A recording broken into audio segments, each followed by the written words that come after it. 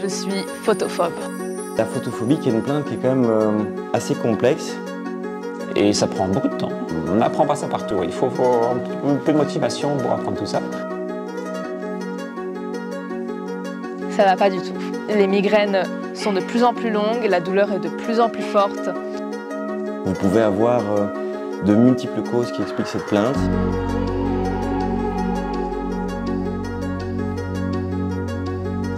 Et donc il y a un apprentissage qui demande beaucoup de volonté au début, de courage et de persévérance.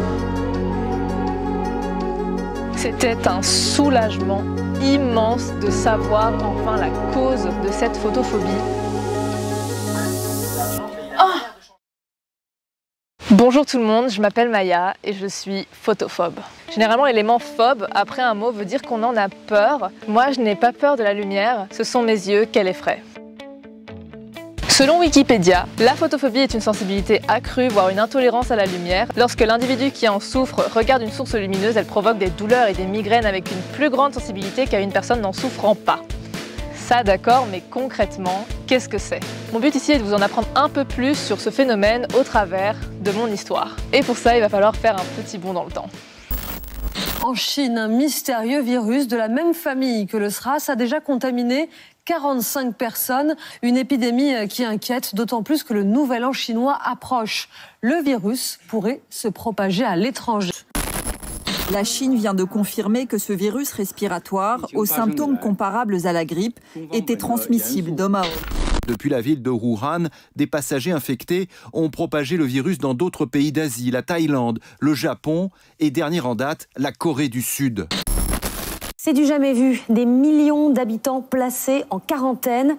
Une réponse adaptée. En attendant, beaucoup de gens se demandent ici combien de temps cette quarantaine peut durer et si elle suffira à endiguer l'épidémie.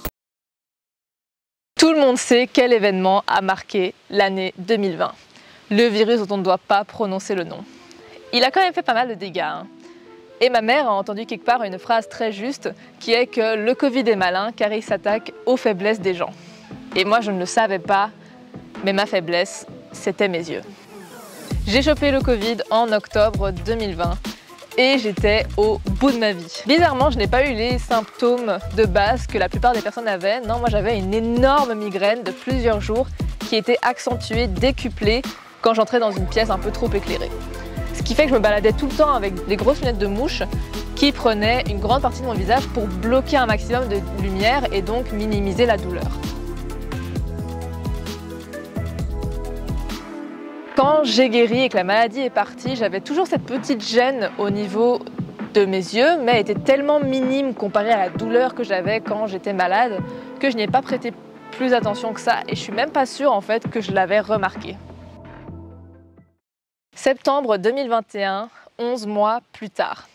J'ai commencé ma chaîne YouTube, ce qui n'a pas vraiment de lien avec la vidéo, mais je vais pouvoir vous sortir de vraies images d'archives de cette période. Le deuxième élément déclencheur après le coronavirus, c'était ma rentrée scolaire. À chaque rentrée scolaire, on a un nouveau local attribué et là mon local était assez particulier. Je l'appelais le bunker. C'était un local où le plafond était assez bas. Il y avait des fenêtres mais elles donnaient que sur des arbres donc il n'y avait pas beaucoup de lumière extérieure qui en sortait.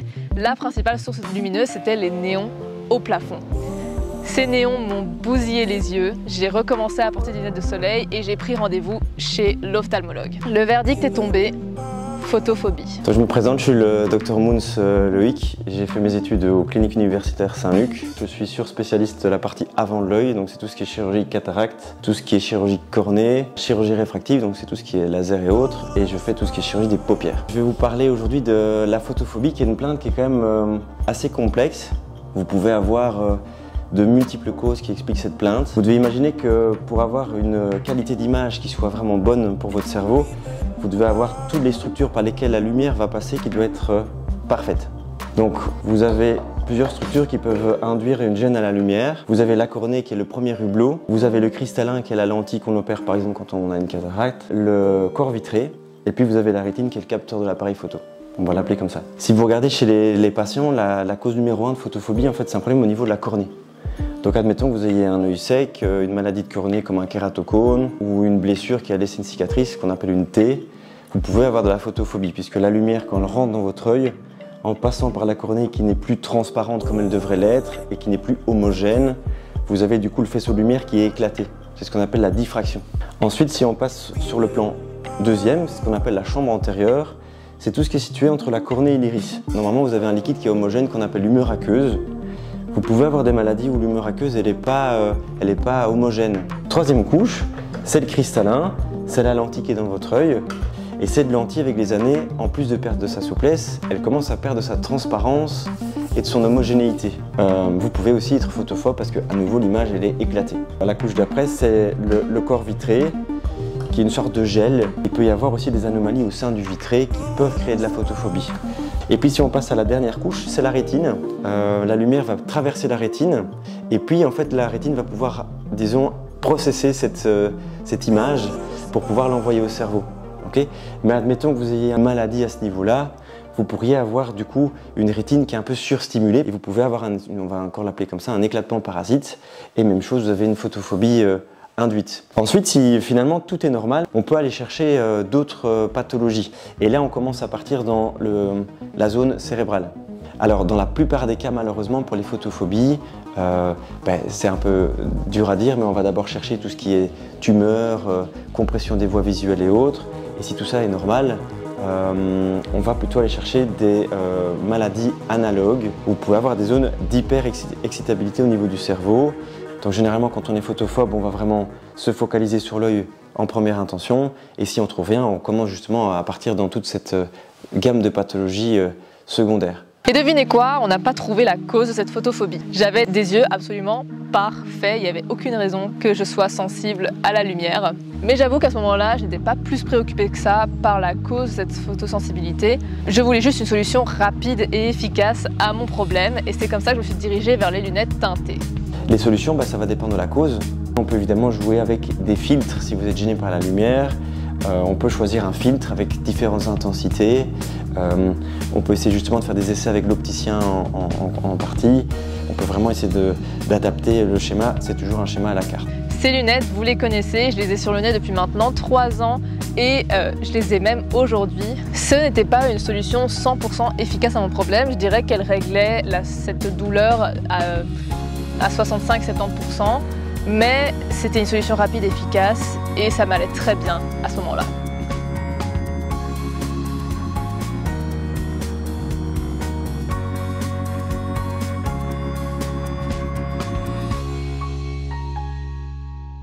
Septembre 2023, 2 ans après mon diagnostic de photophobie, ça va pas du tout. J'ai l'impression que les lunettes ne servent plus à rien, que ma photosensibilité augmente. Je ne sais plus lire de texte écrit noir sur blanc sur un écran. Les migraines sont de plus en plus longues, la douleur est de plus en plus forte et je suis vraiment au fond du gouffre. J'avais un petit peu cette peur qu'aujourd'hui je qualifie d'irrationnelle mais qui sur le moment même ne l'était pas, la peur de devenir aveugle. En fait, on ne savait toujours pas la cause de cette photophobie, donc je m'étais dit à tout coup, ça s'accentue, ça devient de pire en pire et en fait, je vais totalement perdre la vue. Qui serait vraiment horrible vu que ma passion dans la vie, c'est le montage vidéo, qui est littéralement de regarder des images. Donc, ouais, vraiment, j'étais pas au top, quoi. Ce désespoir a grandi quand après un énième rendez-vous chez Dr Moons, on n'avait toujours pas la cause de cette photophobie. Alors, dans la plupart des cas, malheureusement, pour les photophobies, c'est un peu dur à dire, mais on va d'abord chercher tout ce qui est tumeur.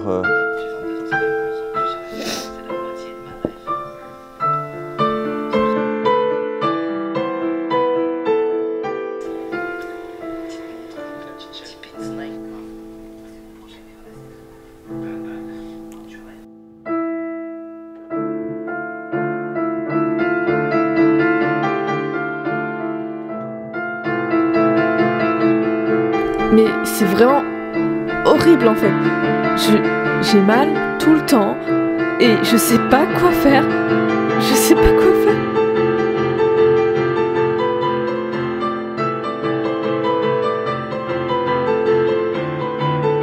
J'ai envie de m'arracher les yeux et j'arrive pas.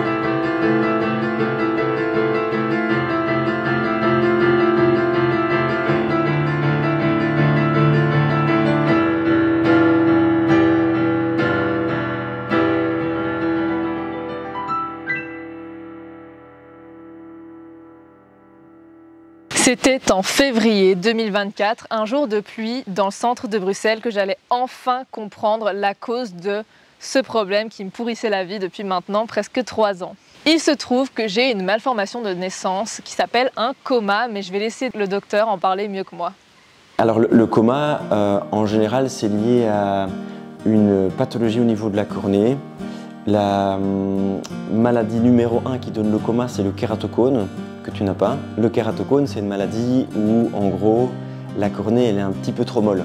Elle va avoir tendance à suivre la gravité.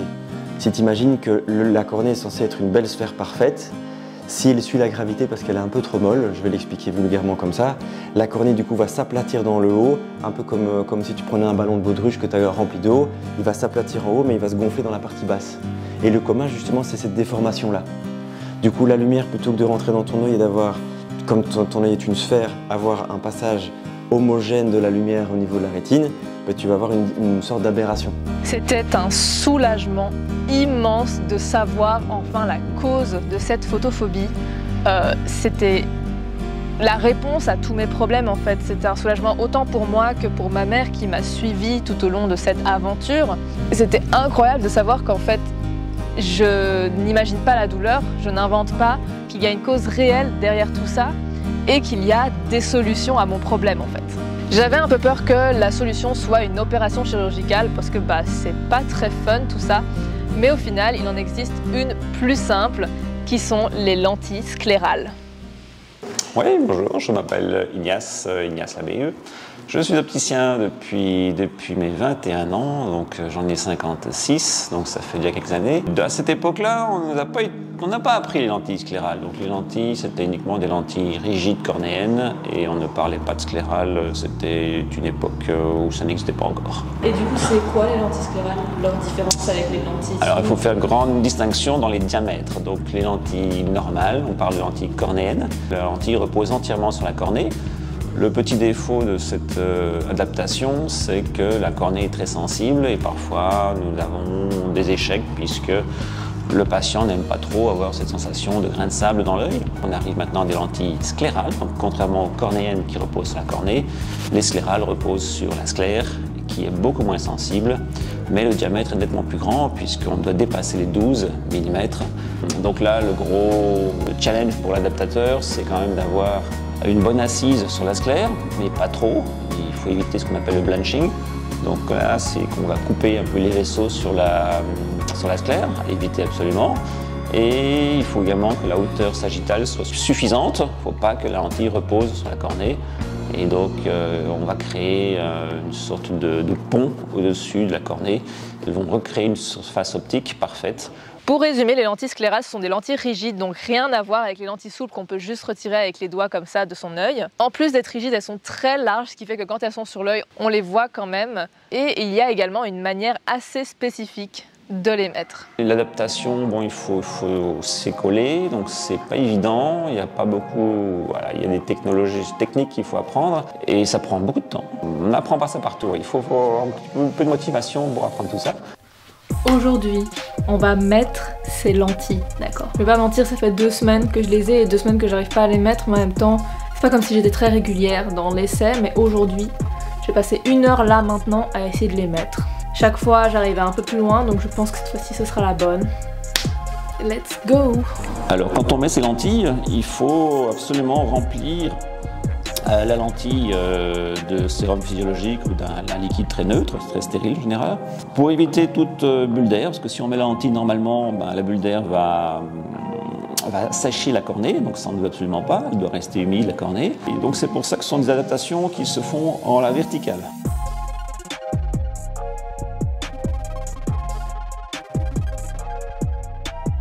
Eh ben ce sera pas pour aujourd'hui, je me suis fait mal, voilà. C'est pour ça que le processus pour arriver à mes lentilles définitives était si long, c'est parce que je devais apprendre à les mettre de moi-même, ce qui était assez compliqué. Ça a été très dur d'apprendre tout ça. Et donc il y a un apprentissage qui peut être très chronophage et qui demande beaucoup de volonté au début, de courage et de persévérance pour le patient. On n'est pas né avec ce geste.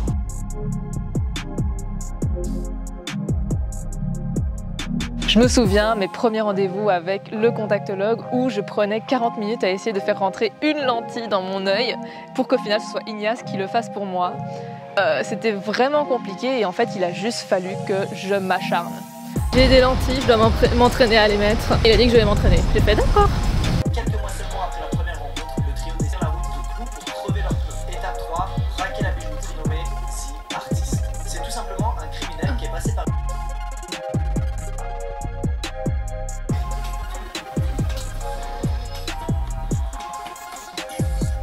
Ce qui rend Vassilis sympathique aux yeux des gens, c'est qu'il est très modeste. Au fil des braquages, il accumule quand même beaucoup d'argent, mais il a pas l'air de changer tant que ça son niveau de vie. Il déteste les voitures de sport, il s'achète aucune chère. Bref, les gens se demandent s'il utilise vraiment l'argent qu'il vole. En fait, en vérité, Vassilis ne fait pas tant tous ses braquages pour l'argent.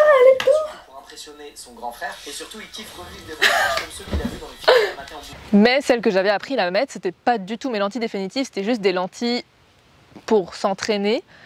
Du coup, il y avait encore plusieurs tests à faire avant d'avoir les lentilles finales. On va à mon deuxième rendez-vous chez mon contactologue. Je vais faire mon sac parce qu'il m'a dit que ça allait durer plusieurs heures ce rendez-vous, donc je vais prendre de quoi m'occuper.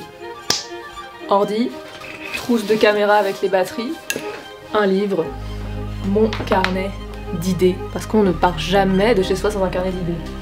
C'est parti, on y va.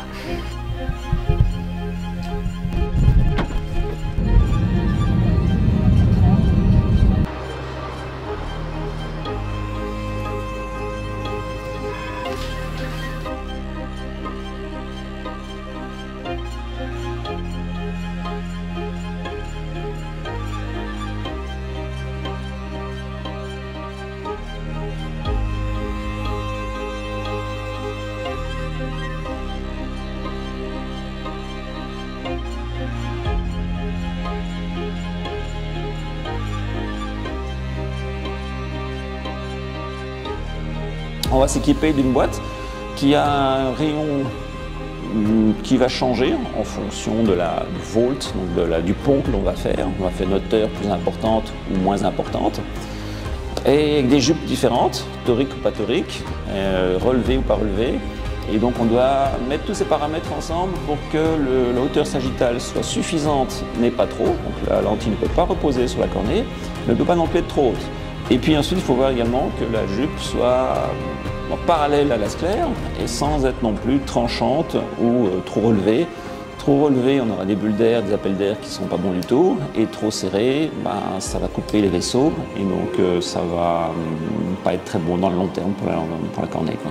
J'attends 1 heure parce qu'on doit voir si dans 1 heure ça appuie pas trop sur le contour des yeux, je sais plus quel est le mot scientifique. Il a dit que c'était pas parfait, que c'était encore un peu trop haut de ce que j'ai compris et qu'on allait vers la bonne direction.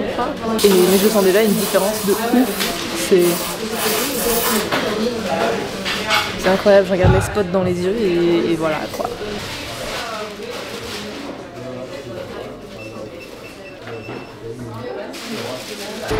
Je retourne parce que ça fait 1 heure et on va faire les derniers tests et puis c'est fini.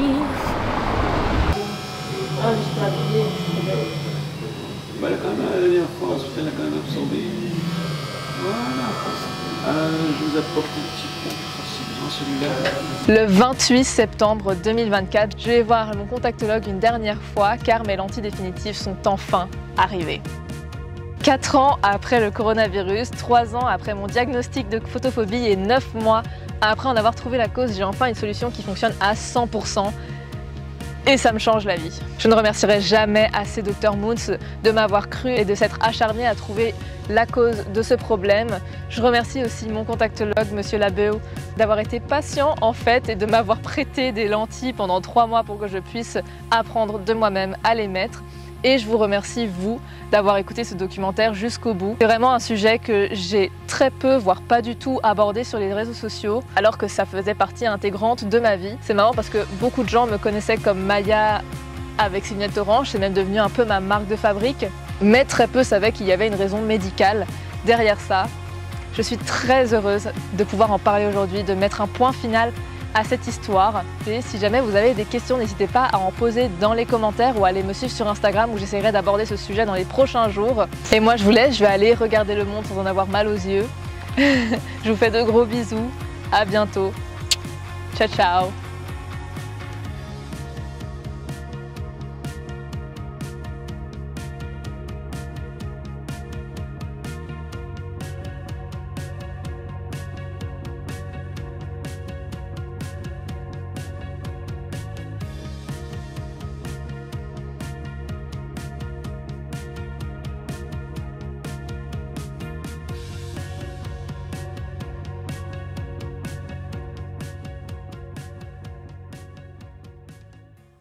Pour vous, donc c'est arrivé après que j'ai eu le Covid. Ouais. Est-ce que ça a un lien? Est-ce que ça a déclenché le coma? C'était des naissances? Le Covid, ce qu'on sait, c'est que ça a créé beaucoup d'endothélites. L'endotélite, c'est une inflammation de l'endothélium, qui est la couche la plus interne de tes vaisseaux. Et du coup, les vaisseaux de tout petit calibre, si tu as en fait la cellule à l'intérieur qui a été un peu enflammée, probablement qu'elle a un peu gonflé. Et on suppose que certaines zones cérébrales ont pu être un tout petit peu en souffrance avec le Covid. C'est des suppositions évidemment, mais donc on imagine que certaines zones du cerveau auraient pu être, je vais dire ça très grossièrement, lésées, et donc une photosensibilité. Donc il y a quand même pas mal de patients qui après le Covid se sont plaints de photophobie qu'ils n'avaient pas avant. L'explication exacte avec la zone du cerveau exacte qui aurait été affectée, on n'est pas encore sûr à 100%, mais c'est, disons, une des hypothèses, quoi. C'est que l'endotélite a créé une souffrance au niveau d'une zone du cerveau, justement. Ça va. Merci beaucoup. Avec plaisir. Merci beaucoup. Pour s'indiquer. Voilà, ça fait 15 minutes que vous avez parlé, c'est ce que... Ouf, une vraie papote.